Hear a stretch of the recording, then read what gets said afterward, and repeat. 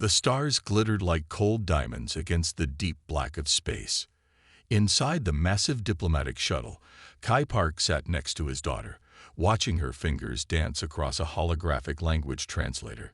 Hana was different from other 12-year-old children.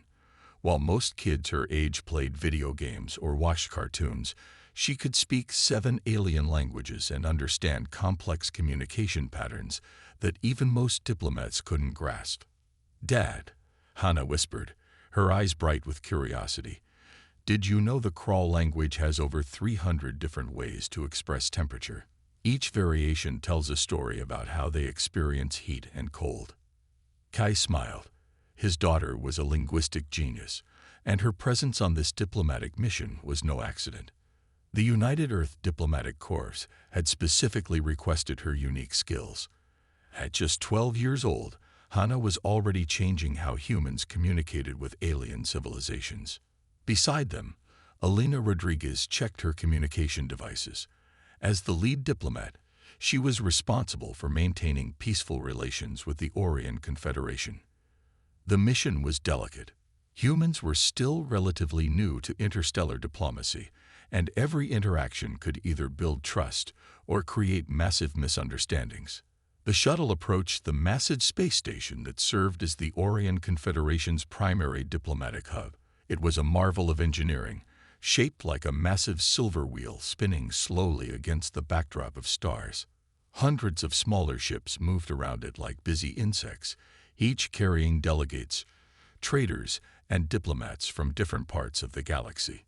Hana pressed her hand against the window, her breath creating a small fog on the thick glass. Her reflection showed a young girl with dark hair pulled back in a neat ponytail, wearing a simple diplomatic corps uniform that was slightly too large for her small frame. She looked both excited and nervous. "Remember," Kai said softly, placing a hand on her shoulder, "listen more than you speak. Your job is to help us understand, not to show off." Hana nodded. She knew how important this mission was. Humans were still proving themselves in the galactic community. One wrong move could set back years of careful diplomatic work. As they docked, a group of alien delegates waited. The Crawl representatives stood out immediately. They were tall, with skin that seemed to shimmer between silver and gray, with large black eyes that didn't blink like human eyes. Their movements were precise, almost mechanical. One of the Crawl diplomats stepped forward. His name was difficult to pronounce in human language, something that sounded like a mix between a click and a soft hiss. He bowed slightly, a gesture learned from human interactions. "Welcome," he said in nearly perfect English, "to the Orcs Diplomatic Station." Alina responded with a professional smile. "Thank you for hosting us. We hope to continue building understanding between our species." What none of them knew was that behind those black, unblinking eyes, a plan was already forming. The Crawl were not interested in understanding. They were interested in something else entirely, something that involved the young girl with the extraordinary linguistic skills. Hana felt a sudden chill. For a moment, she thought one of the Crawl diplomats was looking at her differently. Not with diplomacy or curiosity, but with a cold, calculating intensity that made her want to hide behind her father. If only she knew what was coming. If only any of them knew the nightmare that was about to unfold. The first sign that something was wrong came 3 standard days after their arrival. Hana was missing. Kai Park's world collapsed in an instant. One moment, he was reviewing diplomatic notes in the station's communication center. And the next, Alina Rodriguez was running towards him with panic in her eyes. "We can't find her," Alina said, her voice shaking. Security checked all the logs. No exit records. No internal movement tracking. Panic rose in Kai's chest. Hana wasn't just his daughter. She was a diplomatic asset, a child prodigy who could bridge communication gaps between species. Her disappearance was more than a personal tragedy. It was a potential international incident. The Orcs Confederation's security team moved slowly. Too slowly. Their investigation seemed more like a bureaucratic exercise than a genuine search. Each hour that passed felt like a knife twisting in Kai's heart. "We have protocols," said Director Wren, a tall alien with skin that looked like polished blue-gray metal. His translator made his voice sound flat and emotionless. "Investigations take time. Not all disappearances are emergencies." Kai wanted to scream. Not an emergency. His 12-year-old daughter had vanished without a trace in an alien space station, and they called it not an emergency. Elena worked her diplomatic channels. She made calls, sent encrypted messages, pushed every button she could find. But the system seemed designed to block them at every turn. Layers of alien bureaucracy created walls that seemed impossible to break through. 1 week passed, then 2. Intercepted communication fragments began to paint a disturbing picture. Whispers in coded alien languages suggested something more sinister than a simple disappearance. Words like research subject and neural mapping floated through restricted channels. Kai discovered something that made his blood run cold. The crawl had a history, not just with humans, but with multiple species. Children had gone missing before. Not many. Just enough to avoid serious investigation. Just enough to continue their secret research. "They're studying neural patterns," Elena explained, showing Kai classified reports she had managed to decrypt. Not just human children. Children from at least 6 different species, always young, always with specific genetic markers. The Orion Confederation's response was infuriatingly neutral. "We cannot confirm or deny these allegations," their official statement read. Deep within Earth's solar system, something began to move. Admiral Ta-Sung Kim sat in a room that wasn't supposed to exist. The walls were made of a material that seemed to absorb light, making the space feel like an endless darkness. Screens flickered with encrypted data, showing fragments of information about Hannah's disappearance. "Activate protocol firewall." He spoke quietly into a communication device that looked nothing like standard military equipment. Across multiple hidden bases, some deep beneath the surface of Mars, others floating in carefully masked orbits around Jupiter's moons, massive structures began to wake up. These were not ordinary military installations. These were the result of decades of secret research, hidden from both Earth's own governments and the wider galactic community. The first section to activate was the Quantum Stealth Fleet, massive ships that could bend light, manipulate gravity, and move between spaces in ways that defied current scientific understanding. Each vessel was more advanced than entire alien civilization's best technology. They had been waiting, preparing, hidden from every possible form of detection. Admiral Kim's fingers moved across holographic displays. Each touch activated layers of complex systems. The ships were not just machines. They were living networks of artificial intelligence and human ingenuity. Weapons that could destroy entire planetary systems with a precision that made previous military technology look like children's toys. A young officer named Jun entered the room. His movements were careful, respectful. "Sir," he said, "we have confirmed the location of the child." The screens changed. They showed a research facility owned by the Crawl. It wasn't on any official galactic map. Hidden in a region of space where stars were sparse and strange radiation made traditional scanning impossible. "How many children?" Admiral Kim asked. Jun's face hardened. 47. Confirmed. From 6 different species. The number hung in the air like a physical weight. Not just Hannah. Other children. Taken. Experimented on. Forgotten by their own civilizations. The Quantum Fleet began to prepare. These were not ordinary warships. They could move faster than light. They could disappear between moments. They could strike with such precision that an entire military base could be erased without disturbing a single grain of dust around it. Admiral Kim remembered why this fleet was created, not for conquest, not for war, but for protection. Decades ago, when humans first stepped into the galactic community, they realized something important. Space was not a place of peace. It was a place of complex, often brutal politics. Civilizations that looked peaceful could hide terrible secrets. The fleet was Earth's insurance policy, a promise that no matter what happened, humanity would never be caught unprepared again. "Begin final preparations," Admiral Kim said. "We move in 6 hours." The darkness of the room seemed to pulse. Machines that had been sleeping for years began to wake up. Weapons systems that could rewrite the understanding of warfare started to come online. Somewhere in a distant research facility, a young girl named Hannah had no idea that an entire hidden fleet was about to change everything. The darkness of space split open without a sound. Commander Jun Park watched the holographic displays with eyes that never blinked. Around him, the bridge of the quantum stealth ship felt more like a living organism than a machine. Soft blue lights pulsed like a heartbeat, and the walls seemed to breathe with a strange, almost organic rhythm. "Target acquired," a soft voice said. It wasn't human. It wasn't exactly artificial intelligence either. Something in between. The Krull research facility looked like a metal spider frozen in the middle of empty space. Normally, such a station would be impossible to approach without being detected. But the Earth fleet was anything but normal. Jun's team was specially trained, not just in combat, but in rescue. Each member understood they were not just soldiers.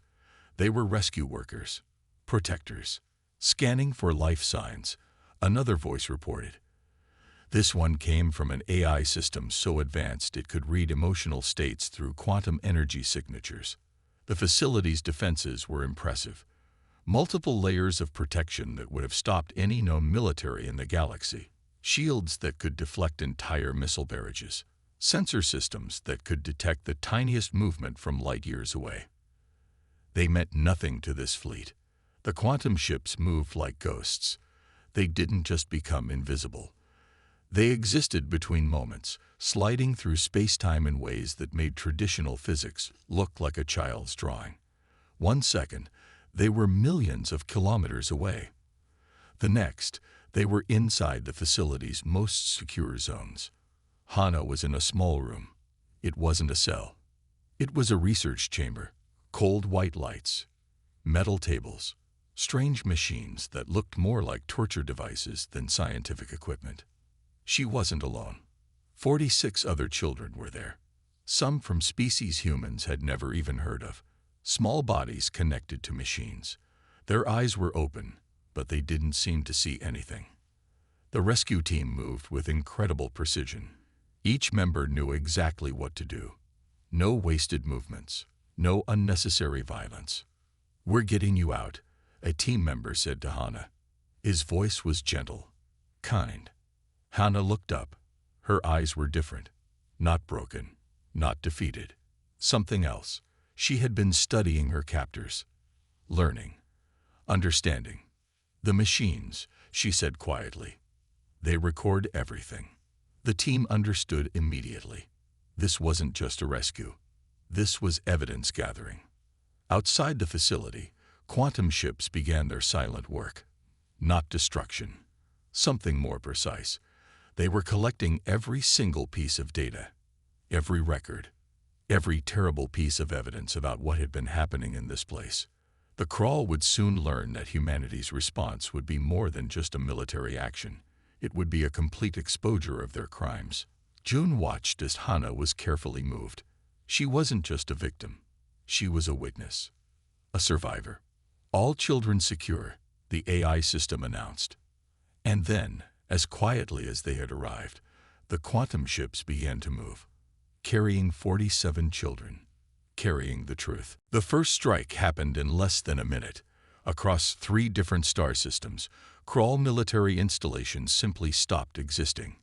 Not destroyed. Not blown up. Simply erased, as if they had never been there in the first place. Admiral Ta-Sum Kim watched the holographic displays. Each blue dot represented a Krull military base. Each dot winked out of existence with perfect surgical precision. No explosions, no debris, just empty space where something had once been. "Communication channels are open," a voice reported. At that exact moment, every single communication network in the Orion Confederation lit up. Not with weapons, not with threats, with evidence. Video recordings showed exactly what the crawl had been doing. Children in research chambers, detailed medical logs, years of collected data that proved systematic, organized kidnapping and experimentation. Hannah sat in the medical bay of the quantum ship. Doctors, both human and specially designed medical AIs, worked carefully, not just healing her physical wounds, but helping her process what had happened. They thought children were just data, Hannah said quietly. Her voice was different now, stronger. They didn't understand that children are people. The rescue teams had brought back more than just children. They had brought back proof, detailed records, medical equipment, everything that could show the galaxy what the crawl had been doing in secret. Commander Jun Park stood beside Kai, who had been reunited with his daughter. The father's hands were shaking, not from fear, from a deep, burning anger that had been waiting to be released. "We're not just rescuing," Jun explained. "We're exposing."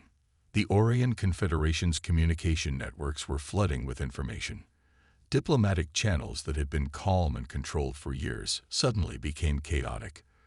The crawl's carefully built reputation was falling apart in real time. Other species began to speak up. Reports started coming in. The crawl hadn't just been experimenting on human children. They had been doing this for years, to multiple species, always choosing the youngest, always selecting children with specific genetic markers. Total military neutralization complete, an AI system reported. But this wasn't just about military action. This was about justice. This was about showing the galaxy that some lines cannot be crossed. Kai looked at his daughter. Hannah was different now. Her eyes had seen things no child should see. But she wasn't broken. She was something else. Stronger, more determined. "They thought we would be weak," Hannah said, looking at the medical screen that showed her own medical scans. They were wrong. The quantum ships continued their silent movement. No traditional weapons fired. No explosions lit up the darkness of space. Just precise, calculated actions that dismantled an entire civilization's ability to hide its crimes. Earth was sending a message written in advanced technology, in perfect, cold logic, in an absolute commitment to protecting the most vulnerable. The galaxy would never be the same again. The galactic broadcast began exactly 72 hours after the rescue. Every communication channel in known space suddenly filled with the same transmission. No one could turn it off. No one could block it. It was like the universe itself was speaking. On the screen, Hannah Park stood alone. She was 12 years old. Behind her, holographic displays showed scientific evidence, medical records, detailed logs of the experiments performed on children from multiple species. "My name is Hannah," she said clearly. "I am from Earth. And this is what happened to me." The broadcast showed everything. Each moment of her capture, each scientific procedure, the cold rooms, the machines that looked more like torture devices than research equipment. But Hannah wasn't just showing her own story. She was showing the stories of the 46 other children rescued with her. Diplomatic halls across different star systems went silent. The crawl leadership tried to respond. Their communication channels were already destroyed. Their military bases had vanished. Their research facilities were nothing more than empty space. Admiral Tae-sung Kim watched from Earth's command center. The quantum fleet remained in position, not attacking, just watching, waiting. "They thought children were data," Hannah continued in the broadcast. "They thought we were just numbers, genetic markers, research subjects." Her voice was calm. Too calm for a 12-year-old who had been through what she experienced. But those who watched closely could see something else, a strength that went beyond her years. The medical records were brutal. Detailed scientific logs showed how the crawl had been studying children from multiple species for decades. Not just humans, not just one civilization. They had been collecting children like samples. Other species began to speak up. Reports started flooding in. The Crawl hadn't just been experimenting on human children. They had been doing this to multiple civilizations for years. The Orion Confederation, which had always claimed to protect smaller species, was now completely silent. "We are not asking for revenge," Hannah said. Her eyes looked directly into the camera. "We are asking for justice." Behind her, holographic displays changed. They showed the children who had been rescued, not as victims, but as survivors. Medical scans showed how they were healing, how they were being cared for. Earth was showing the galaxy something important. This wasn't just a military response. This was a humanitarian mission. Commander Jun Park stood nearby, watching the broadcast.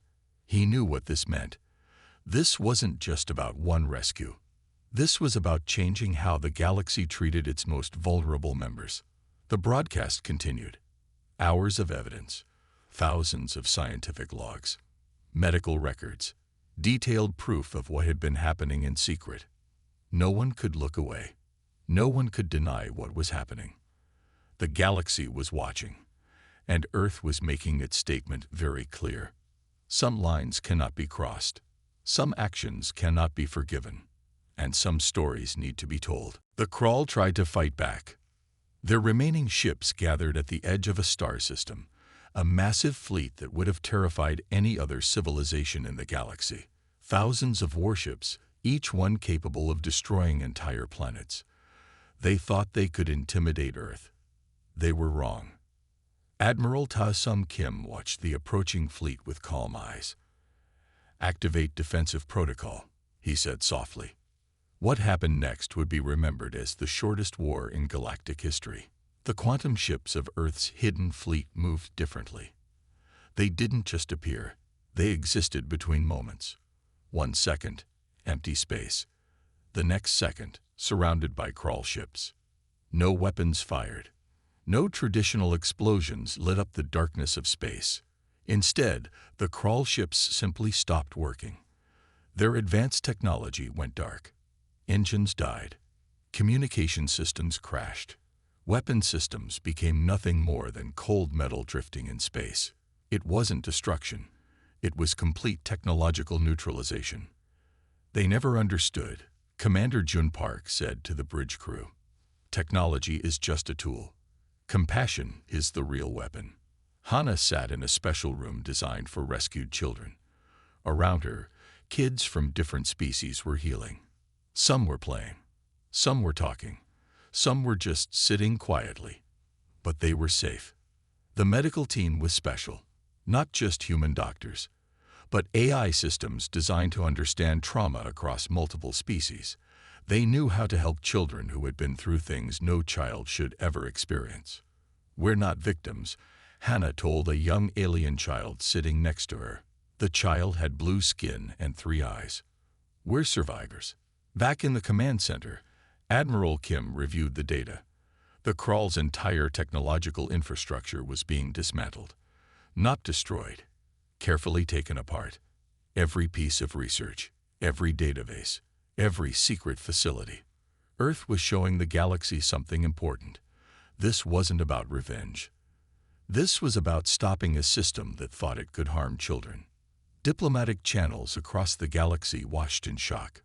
The Crawl, who had been a powerful force for centuries, were being completely neutralized without a single traditional weapon being fired.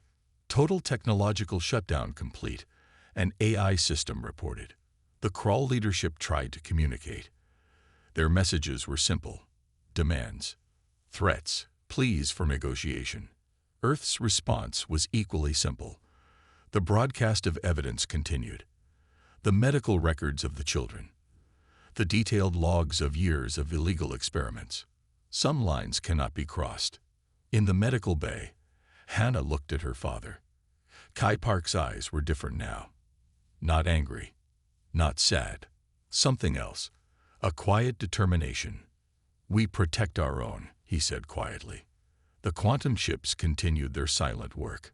Dismantling, documenting, exposing. The galaxy was learning a new lesson. Humanity might look small, might seem young in the grand scheme of galactic civilizations, but they would protect their children with a precision and commitment that would rewrite the rules of interstellar conflict. This was not an act of war. This was an act of protection. The Galactic Tribunal looked nothing like anyone expected. It wasn't in a grand hall. It wasn't filled with important-looking aliens in fancy clothes. Instead, it took place in a simple room where the witnesses were children. 47 children from different species, carefully protected, carefully listened to. Hannah Park sat in the center, not as a victim, not as a witness, but as a key speaker. "We are not here for revenge," she said clearly. Her voice was calm, strong. "We are here to make sure this never happens again." Behind her, a holographic display showed years of research, detailed medical records, scientific logs that proved what the crawl had been doing. Not just to humans, but to multiple species. The representatives from different star systems listened. Some looked shocked. Some looked guilty. Some looked angry. Elena Rodriguez, who had been part of the original diplomatic mission, now led the international task force. Her job was simple: make sure no civilization could ever do this again. "We are creating new laws," she explained. "Laws that protect children across all species, not just humans, everyone." The quantum ships of Earth's hidden fleet remained in position, not as a threat, but as a reminder, a quiet promise that someone was watching. Someone would protect the vulnerable. Admiral Ta Sung Kim reviewed the proposed new galactic protocols. They were simple, clear, straightforward.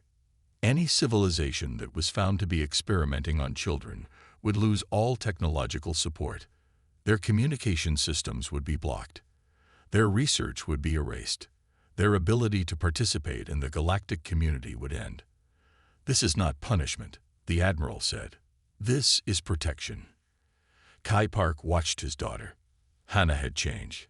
She was still 12 years old, but she had seen things most adults never would. She had survived. She had fought back. The rescued children were healing, not just physically, but mentally. Special teams of doctors, human and alien, worked together. They understood that healing wasn't just about medical treatment. It was about understanding, about support. "We are creating a new system," Elena told the galactic representatives. "A system that puts children first." Some alien species were angry. Some were supportive, but no one could ignore what had happened. Earth had shown something important. Technology was not the most powerful weapon. Compassion was. The Krull leadership sat silently. Their entire civilization had been dismantled. Not destroyed, but completely restructured. Every piece of their society was being reviewed. Every research facility was being examined. "We have proof," Hannah said during her testimony. "We have evidence, and we will not be silent." The medical records told a story of children treated like objects, studied like samples, removed from their families, experimented on without care. Now, those same children were telling their stories, not with anger, but with clear, calm voices. Some of the alien representatives cried. Some looked ashamed. Some looked determined to change. "This stops now," Elena said. Her voice was final. The quantum ships remained in position. A quiet reminder, a promise. Some lines cannot be crossed. Some children cannot be harmed. Some stories must be told. 5 years passed. The galaxy looked different now. Smaller, more connected, more careful. Hannah Park stood on the observation deck of a research vessel. She was 17 now. No longer the scared 12-year-old who had been kidnapped. Now, she was something else entirely. "We're not just protecting," she told the group of young researchers around her. "We're understanding."